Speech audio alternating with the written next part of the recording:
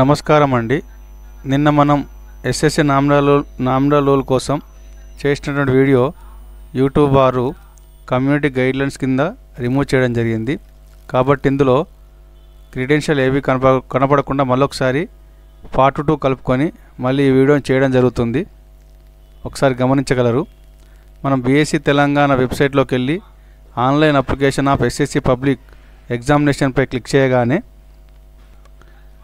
చేయగానే మనకి ఇట్లా enter user name enter password అని అడుగుతుంది. మన user name school code SSC school code ఇచ్చి మన పాస్వర్డ్ ఎంటర్ చేసి లాగిన్ ప్లే క్లిక్ చేయగానే మళ్ళీ మనకు నెక్స్ట్ పేజ్ ఓపెన్ అవుతుంది. ఇలా school DISE code, contact number, email ID, pin code correct enter చేసి కన్ఫర్మ్ చేయాలి. ఒకవేళ పాస్వర్డ్ మర్చిపోతే ఫర్గట్ పాస్వర్డ్ కోసం వీటికే ఓటీపీలు వస్తాయి. కాబట్టి ఇవి అప్డేట్ చేసుకోండి. ఇవన్నీ చూసుకొని కన్ఫర్మ్ క్లిక్ చేయగానే మనకు డాటా ఫ్రమ్ యూడేస్పై క్లిక్ చేయగానే మన ఎస్ఎస్సిలో ఉన్న వాళ్ళ పేర్లంతా యూడేస్ నుంచి డంప్ అవుతుంది. డంప్ అయినాక ఇవన్నీ ఒకసారి ప్రింట్ తీసుకొని డాటా అంతా చెక్ చేసుకున్నాక ఓకే అని మనకు తెలిసినాక చెక్పై క్లిక్ చేసి ఓకే కొట్టగానే నెక్స్ట్ స్టూడెంట్ ఇన్ఫోలోకి డాటా అంతా వెళ్ళిపోతుంది. అయితే ఇక్కడ ఆ పిల్లల డాటా అంతా కూడా మన స్టూడెంట్ ఇన్ఫోలోకి వచ్చిన తర్వాత మేము దాన్ని ఎడిట్ ఆప్షన్ ఇచ్చి ఫామ్ ఫిలప్ చేయడం జరిగింది. ఫిలప్ చేసిన తర్వాత ఈ సబ్మిటెడ్ క్యాండిడేట్ దగ్గరకు వచ్చింది. ఈ సబ్మిటెడ్ క్యాండిడేట్లో నిన్నేమైందో ఒక 5 పిల్లలు మాత్రమే కన్ఫర్మ్ చేశాం. 5 పిల్లలను కన్ఫర్మ్, ఎందుకంటే ఏజ్ కండోనేషన్ కోసం ముందు వాళ్ళని కన్ఫర్మ్ చేద్దామని ఒక 5 పిల్లల్ని చేసి కన్ఫర్మ్ చేయడం జరిగింది. కన్ఫర్మ్ చేసిన తర్వాత ఏజ్ కండోనేషన్ కాడికి వెళ్ళి ఇక్కడ proceed pay age condonation fee కట్టడం జరిగింది. కట్టిన తర్వాత ఏజ్ కండోనేషన్ పేమెంట్లో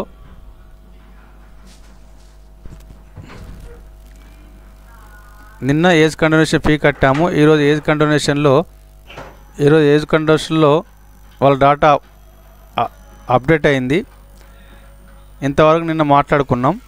ఈరోజు ఈ age condonation proceeding number date enter చేసి సబ్మిషన్ చేస్తే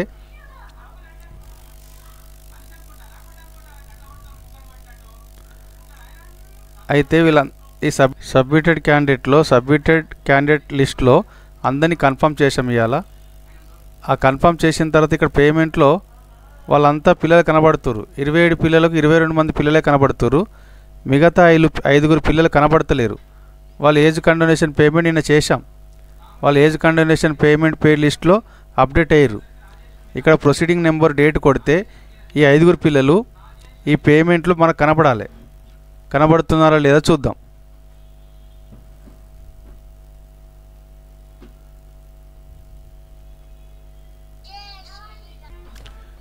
ఏజ్ కండోనేషన్లో వీళ్ళ ప్రొసీడింగ్ నెంబరు డేట్ ఎంట్రీ సబ్మిషన్పై క్లిక్ చేశాను. క్లిక్ చేసినా కూడా మళ్ళీ ఇలాగే కనబడుతుంది.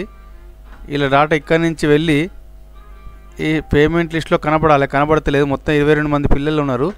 5 అప్డేట్ అవుతలేరు. అయినా 22 మంది పిల్లల పేమెంట్ ఇవాళ చేద్దాం. పేమెంట్పై క్లిక్ చేయగానే ఇక్కడ వీళ్ళందరి చెక్ బాక్స్ చేసి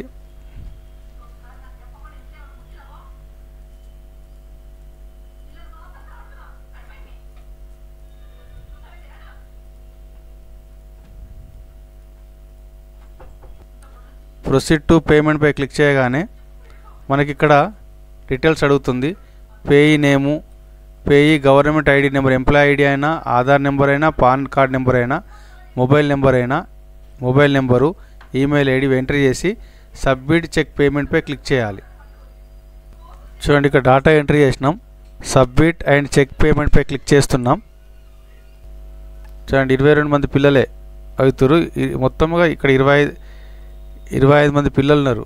5 ఏజ్ కండోనేషన్లో అక్కడ అప్డేట్ చేస్తే ఈ పేమెంట్లో రాలేదు. 22 మంది పిల్లలే వచ్చారు. ఈ 22 మంది పిల్లల ఫీజు కడుతున్నాం. ఒకవేళ 5 పిల్లల అప్డేషన్ ఇంకా 24 అవర్స్ పడుతుంది కావచ్చు, చూద్దాం. ప్రొసీడ్ టు పేమెంట్పై క్లిక్ చేయగానే ఇక్కడ చాలా నెంబరు వస్తుంది. ఇక్కడ ఈ పేమెంట్ మాత్రమే సెలెక్ట్ చేసుకొని ఇక్కడ ఇందులో ఉన్నటువంటి బ్యాంకులలో మనకు ఇంటర్నెట్ బ్యాంకింగ్ ఏది ఉందో దానిపై క్లిక్ చేయాలి. క్లిక్ చేసి పే నౌ షూర్లీపై క్లిక్ చేయగానే ఇక్కడ యూజర్ ఐడి పాస్వర్డ్ మీ ఇంటర్నెట్ బ్యాంకింగ్ డీటెయిల్స్ అడుగుతుంది. చూడండి, ఇంటర్నెట్ బ్యాంకింగ్ డీటెయిల్స్ ఎంటర్ చేసి లాగిన్పై క్లిక్ చేయగానే ఇక్కడ టోటల్ అమౌంట్ చూపిస్తుంది. ఇప్పుడు కన్ఫర్మ్పై క్లిక్ చేయాలి. కన్ఫర్మ్పై క్లిక్ చేయగానే ఓటీపీ అడుగుతుంది.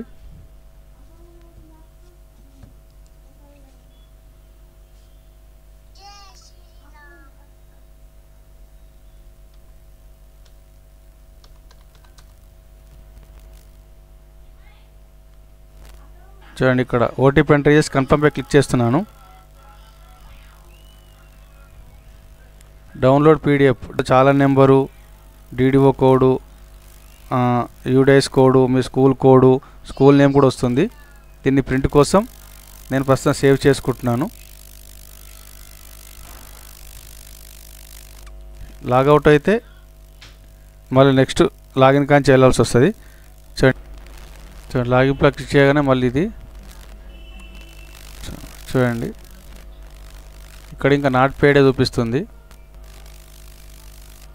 పేమెంట్ చూడండి, 22 మంది పిల్లల పేమెంట్ చేశాం, కానీ వాళ్ళ లిస్ట్ ఇక్కడ డిస్ప్లే అయితే లేదు. ఇక్కడ పేమెంట్ పేడ్ క్యాండిడేట్ పేమెంట్లో వాళ్ళ లిస్టు డిస్ప్లే అయితే లేదు. ఇంతకుముందు 22 మంది పిల్లలు కనబడి ఉండే, పేమెంట్ చేశాం కాబట్టి పేమెంట్లో కనబడతలేదు, కానీ పేమెంట్ పేడ్ క్యాండిడేట్ లిస్ట్లో కనపడాలి. ఇక్కడ కూడా వాళ్ళ లిస్టు కనబడతలేదు, కేవలం 5 పిల్లలు మాత్రమే కనబడుతుంది. ఈ 5 పిల్లలు ఏజ్ కండోనేషన్ ఆల్రెడీ నిన్న కట్టాం కాబట్టి అప్డేట్ అయ్యి 5 పిల్లలే మాత్రమే కనబడుతుంది, 22 మంది పిల్లలే కనబడతలేదు. అది ఇవాళే కట్టాం కాబట్టి 24 అవర్స్ తర్వాత అప్డేట్ అవుతుంది కావచ్చు, చూడాలి. Thank you friends. ఇక్కడ మనకు జరిగింది ఏంటంటే సబ్మిటెడ్ క్యాండిడేట్స్లో అందరి కన్ఫర్మ్ చేసిన తర్వాత ఫస్ట్ పేమెంట్ చేయాలి. పేమెంట్ చేసినాకనే ఏజ్ కండోనేషన్ పేమెంట్లోకి వెళ్ళాలి. మేము చేసింది ఏంటంటే ఫస్ట్ 5 డీటెయిల్స్ ఎంటర్ చేసి ఏజ్ కండోనేషన్లో 5 ఫీజు మాత్రమే ఏజ్ కండోనేషన్ ఫీ కట్టినాం. ఈరోజు మిగతా వాళ్ళకి కంప్లీట్ చేసి కన్ఫర్మ్ చేసి పేమెంట్లోకి వచ్చాం కాబట్టి 5 పిల్లలే కనబడలేదు. కానీ ఇప్పుడు 5 పిల్లలు అప్డేట్ అయినాయి. ఏజ్ కండోనేషన్ పేమెంట్లో ప్రొసీడింగ్ నెంబరు డేట్ కొట్టి సబ్మిట్ కొట్టగానే వాళ్ళ నేమ్స్ మళ్ళీ పేమెంట్లో డిస్ప్లే అవుతున్నాయి. ఇప్పుడు మళ్ళీ వీళ్ళ 5 పేమెంట్ కూడా చేద్దాం. చూడండి, వాళ్ళ 5 చెక్ చేసి ప్రొసీడ్ పేమెంట్పై క్లిక్ చేయగానే మళ్ళీ పేయి నేము, పేయి డీటెయిల్స్, మొబైల్ నెంబర్, మెయిల్ అడిగింది. అవి ఎంటర్ చేసాం. సబ్మిట్ అండ్ చెక్ పేమెంట్ కాడికి క్లిక్ చేస్తున్నాం. క్లిక్ చేయగానే 5 పిల్లల నెంబర్స్ వచ్చి అమౌంట్ 625 చూపిస్తుంది. Proceed for payment. ఇక్కడ ఈ పేమెంట్ సెలెక్ట్ చేసుకొని బ్యాంకును సెలెక్ట్ చేసుకుంటున్నాం. పే నౌ సెక్యూర్పై క్లిక్ చేశాక ఇక్కడ యూజర్ ఐడి పాస్వర్డ్ ఇవ్వాలి. యూజర్ ఐడి పాస్వర్డ్ ఇచ్చి ఎంటర్ చేయగానే మళ్ళీ పేమెంట్లోకి వచ్చాం. ఇక్కడ కన్ఫర్మ్ చేయాలి. కన్ఫర్మ్ చేయగానే ఓటీపీ వస్తుంది. ఓటీపీని ఎంటర్ చేయాలి. ఓటీపీ ఎంటర్ చేసి కన్ఫర్మ్పై క్లిక్ చేయగానే మనకు డౌన్లోడ్ పీడిఎఫ్ వస్తుంది.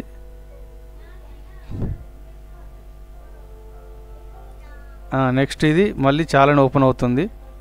ఈ చాలని మనం ప్రింట్ తీసుకోవాలి. ఇక్కడ దీన్ని సేవ్ చేస్తున్నాను.